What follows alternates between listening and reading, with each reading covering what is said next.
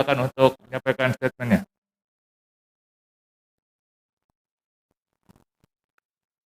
Assalamualaikum warahmatullahi wabarakatuh. Selamat sore, salam sejahtera untuk kita semuanya. Alhamdulillah, wassalamu ala Sayyidina wa Habibina wa Syafi'ina Muhammadin wa ala alihi wa sahbihi ajma'in.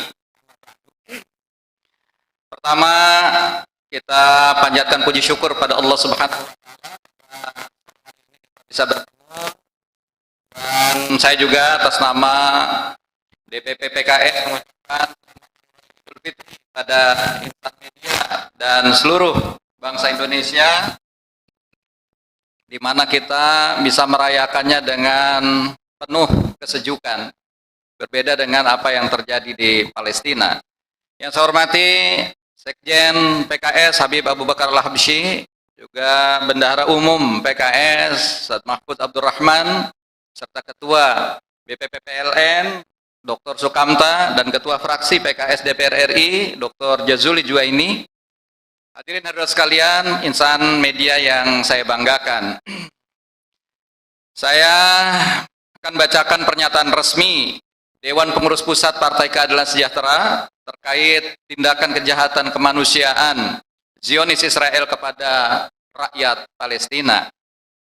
Saudara-saudara sekalian, dunia kembali dikejutkan dengan tindakan kekerasan yang dilakukan oleh rezim Zionis Israel terhadap rakyat Palestina.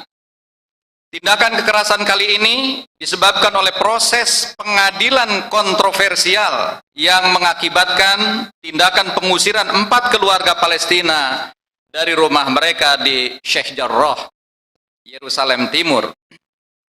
Pengusiran ini bukanlah kebijakan parsial yang berdiri sendiri, tetapi merupakan bagian yang integral dari tindakan penjajahan rezim Zionis Israel terhadap rakyat Palestina yang bertentangan dengan norma dan hak asasi manusia dan hukum internasional. Gelombang protes rakyat Palestina terhadap tindakan pengusiran dan perampasan pemukiman warga sipil Palestina direspon dengan tindakan kekerasan oleh aparat rezim Zionis Israel.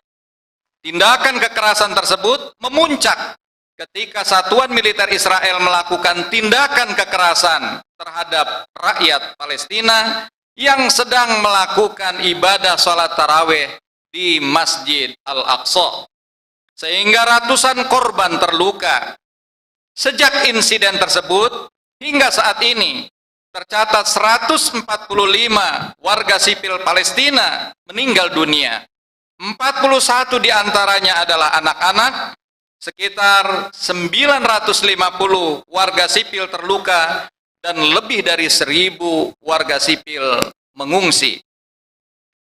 Sehubungan dengan tindakan kekerasan rezim Zionis Israel kepada rakyat Palestina, DPP Partai Keadilan Sejahtera menyatakan sikap sebagai berikut. Pertama, kami mengutuk keras serangan rezim Zionis Israel yang brutal dan sistematis kepada rakyat Palestina di Gaza. Rezim Zionis Israel terbukti secara jelas dan meyakinkan telah melakukan tindakan pengusiran, perampasan pemukiman secara ilegal, pembunuhan massal, serta pembersihan etnis atau ethnic cleansing kepada warga sipil Palestina, baik warga muslim maupun non-muslim, termasuk kepada anak-anak, perempuan, dan orang tua. Tindakan agresi militer Zionis Israel juga menghancurkan berbagai sarana ibadah, sekolah, rumah sakit, dan gedung milik jurnalis yang meliput secara damai di Gaza, Palestina. Kedua, kami menolak dengan tegas segala bentuk narasi, wacana publik, dan pandangan yang menyatakan bahwa rezim Zionis Israel memiliki hak untuk melakukan pembelaan diri atau self-defense, seolah-olah mereka adalah korban yang mengalami serangan sehingga memiliki hak untuk melancarkan tindakan kekerasan yang jelas-jelas mengarah kepada tindakan kejahatan kemanusiaan. Crime against humanity. Rezim Zionis Israel terbukti melakukan politik apartheid, yakni tindakan persekusi, diskriminasi, dan kekerasan kepada bangsa Palestina. Kebijakan blokade jalur Gaza juga termasuk kejahatan kemanusiaan yang harus dihentikan dan diakhiri, karena telah menghalang-halangi bantuan kemanusiaan dari masyarakat internasional untuk korban kekerasan. Selain itu, kami juga mengajak semua pihak untuk menghormati Masjid Al-Aqsa sebagai tempat suci umat Islam dan situs budaya di bawah pengawasan UNESCO.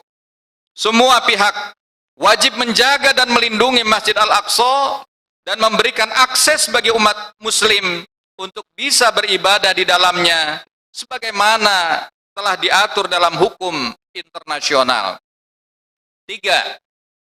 Kami mendukung sikap pemerintah Indonesia, khususnya Kementerian Luar Negeri, yang secara konsisten melakukan pembelaan terhadap hak-hak rakyat Palestina untuk dapat hidup damai, merdeka, dan berdaulat di bumi Palestina.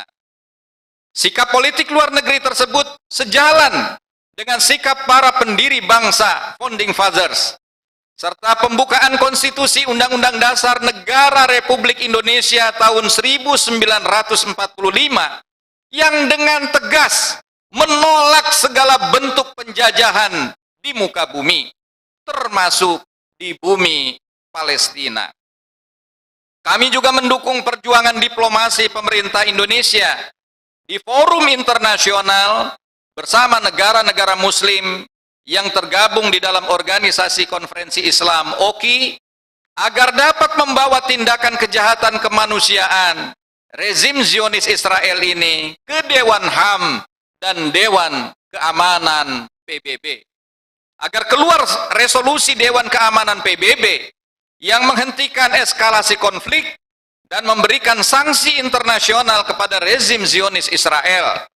Kami juga mendorong pimpinan Dewan Perwakilan Rakyat (DPR RI) dan pimpinan Majelis Permusyawaratan Rakyat (MPR RI) untuk bersama-sama memperkuat diplomasi pemerintah Indonesia di forum internasional dengan menggalang dukungan dan solidaritas kemanusiaan untuk rakyat Palestina melalui kerjasama antar parlemen dunia.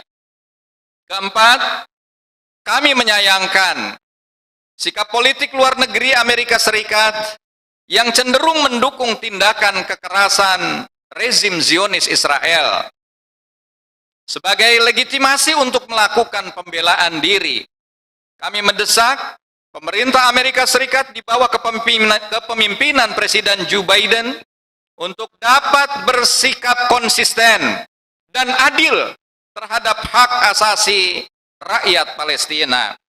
Jika memang benar bahwa prinsip multilateralisme, keadilan, dan hak asasi manusia adalah doktrin dan landasan politik luar negeri Amerika Serikat di bawah kepemimpinan Presiden Joe Biden, maka saat ini adalah momentum yang tepat bagi pemerintah Amerika Serikat untuk membuktikan keyakinan mereka tersebut melalui kebijakan luar negeri yang adil dan menghormati hak asasi manusia rakyat Palestina.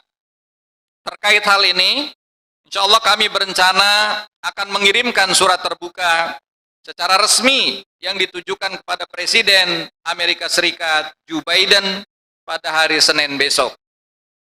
Kelima, kami mengajak pada seluruh elemen bangsa di Indonesia untuk mari kita saling bergandengan tangan, mendoakan dan mendukung hak-hak rakyat Palestina untuk dapat hidup damai, merdeka, dan berdaulat di tanah air mereka sendiri, serta terbebas dari segala tindakan kekerasan dan penjajahan dari rezim Zionis Israel.